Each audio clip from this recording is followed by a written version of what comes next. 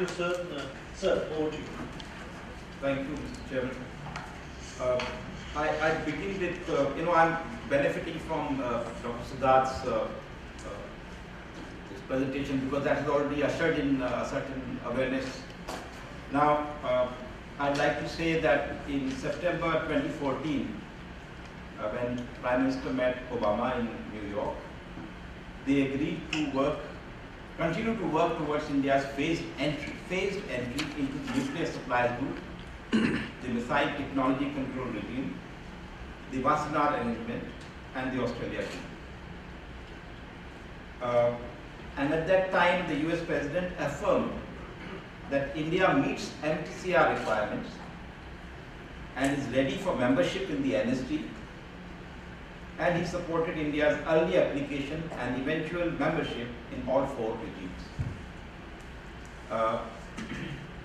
Then, last week, the joint statement,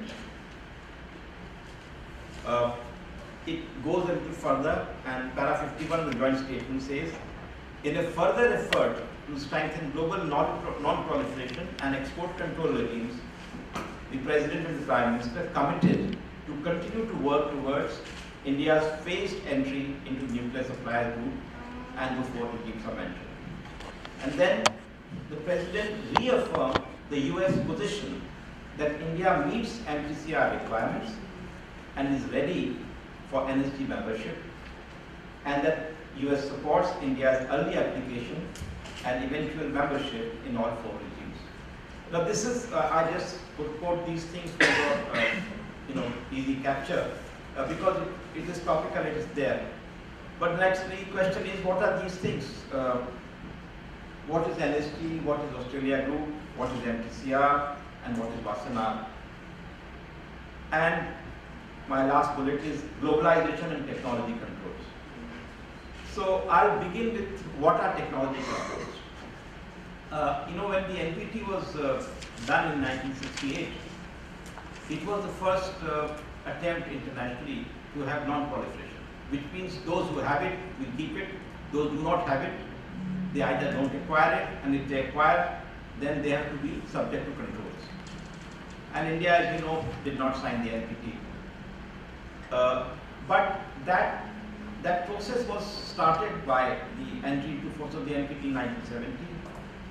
And they took a few years because they had to do the safeguards agreements, which were the means of ensuring that the so-called non-nuclear weapon states do not acquire this kind of a disturbing technology. So while they were working on these safeguards agreements and their format, India did the 74 test. And that set them thinking. Because till then, they thought that the developing countries were way below any kind of a threshold.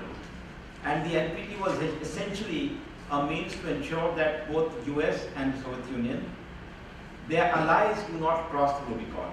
So Germany and Sweden and Japan and some of the other developed countries in Europe were made to be content with where they are, not to cross the Rubicon.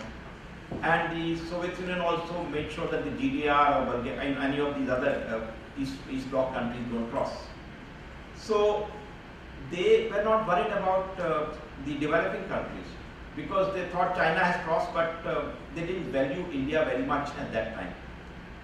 After 74, suddenly when they found that we have done it, they were livid. So that's how came the first controls, which is the Nuclear Suppliers Group. It was also called London Club. And along with that, there used to be another thing called Zenger Committee, which was a group which was formed of NPT parties. And the LSG actually is slightly more than the NPT parties. So, and their controls were that all trigger list items, which means all technologies which can lead to nuclear reactor building or the fuel cycle, they will be controlled. And these suppliers will not transfer this technology until they are sure. But in 74, it was the first step. So they thought, when the feudal lord tells the serf that don't come here, they say, don't come here. And he says, it's enough. When the next time the serf comes, he takes the baton. Third time he takes the dog. So same way, 74, when they did this, it didn't happen. By 78, they found that our dear friends, the Pakistanis, were also building in that direction. And Jimmy Carter was the US president. So then he prevailed upon Pakistan, and before that, Kissinger Company. And they made sure that the French did not supply a reactor to Pakistan. And 78 came, and Carter introduced the Sinington Amendment, and this supply group things were further strengthened. So 78, then US could not supply these things to India because India had exploded a nuclear device. Then the NSG evolved further in 92 when Iraq had happened, and the Iraqis managed to work clandestinely for a nuclear weapon program. So then there was a complete comprehensive clampdown in the NSG, and they said full scope safeguards and total membership of the NPT and very strict conditions. And that NSG then was very directly affecting India because we could not get uranium for our reactors, and we could not get even safety-related technology, even a neutron scattering equipment. They would not give to us. So we had to develop it on our own. That NSG continued until our test in 98. And after 98 tests, these chaps again got together, all these weakening, effete zamidars, and they decided, okay, what to do now? So they put all our technology institutions into entities list. And so not only Department of Atomic Energy, but even the IITs and the heavy water plant, whatever was even distant or far connected with nuclear were stopped from any nuclear commerce. But then started the other process which has been explained somewhat, that we began to work with the Americans, and they started understanding our security concerns.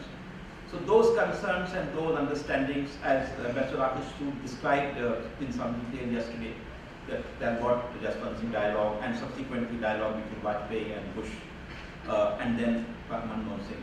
So that brought us to the nuclear deal in 2008, where they decided to, Americans agreed to exempt the requirement of the NSG for supply of reactors and a nuclear cooperation with India. So that was the, but then even when they agreed to exempt India, NSG were busybodies. The NSG actually consists of a document which is growing. It has several revs. The present rev is, I think, Rev 11 or Rev 12. That means revision 12. And in that revisions, they continue to tighten the conditions. So even when they were giving exemption to India after 2005, they were working on 2006, 2007. Separately, the NSG meetings started working to tighten these things. So there is an element which has been under a lot of discussion, that whether the NSG will allow the transfer of uranium enrichment and reprocessing technologies to India. In the Indo-US deal, it is clearly mentioned that the Americans will consider it, and they have left an ambiguous language that it's not a blanket ban. They will consider and they will think of administrative arrangements when India could receive these technologies. But in the meanwhile, in 2011, this NSG guidelines, they became further tightened. So I'm elaborating a little more on NSG because that is of very immediate interest. I'll come to MTCR and the others a little later. Now, 7 years of discussion in 2011, and 2.5 years since a clean text was done by the NSG, they agreed on what will be the controls on uranium enrichment and spent fuel reprocessing. So the revision document of energy guidelines, which was issued in 2011, actually had these elements. Their paragraph, the NSG guidelines have paragraphs. If you guys study them, 20 minutes is too small to really tell you. It's a whole study. They have paragraphs of NSG guidelines which have over the last 20 years acquired very particular significance. So paragraph 4 deals with safeguards requirements. Paragraph 6 and 7 deal with requirements for supply of sensitive technologies. So these paragraphs 6 and 7 have been progressively tightened, and I'm just reading you to show you the little nuance which generally we don't realize. The old paragraph 6 stressed that suppliers should exercise restraint. So it was a kind of subjective constraint. The supplier himself could decide whether they would do this. New para 6, which was done in 2011, it retains that language but specifies a list of criteria to be considered. And the new paragraph 7 gives special arrangements for export of ENR equipment and technology, giving further restrictions on sharing such technology. So main change as it exists today is on the objective criteria. That means the potential recipients, inter alia, must be parties to and in full compliance with NPT and adhere to IAEA safeguards requirements. The latest text says suppliers should authorize ENR transfers only if a comprehensive safeguards agreement and an additional protocol are in force, or pending this, appropriate safeguards arrangements in cooperation with the IAEA, including regional records, are there. Now, regional records are, there is a special regional record which is the Argentina-Brazil accord. They agreed to do safeguards among the two countries, and IAEA blessed that. So that is treated on par with the NPT kind of safeguards. And the Euratom is another body which does the safeguards for European countries. So these, apart from IAEA, these safeguards are also treated on par. Then, but listen to this June 27th. This was in May, May sometime, late May, early June 2011.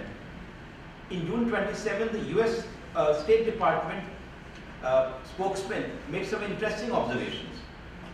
And he said that one significant aspect of the new guidelines is the reference to an additional protocol as a condition of supply. Now I have added emphasis because N means, which could be an additional protocol, but not the model additional protocol, which is document 540 of the IAEA, which the NPT parties are supposed to conform to. India has signed an additional protocol, which is additional protocol to its own safeguards agreement. So that will meet this condition. Then, so the impact on India was, even before NSG or US announced these new guidelines, State Department further explained that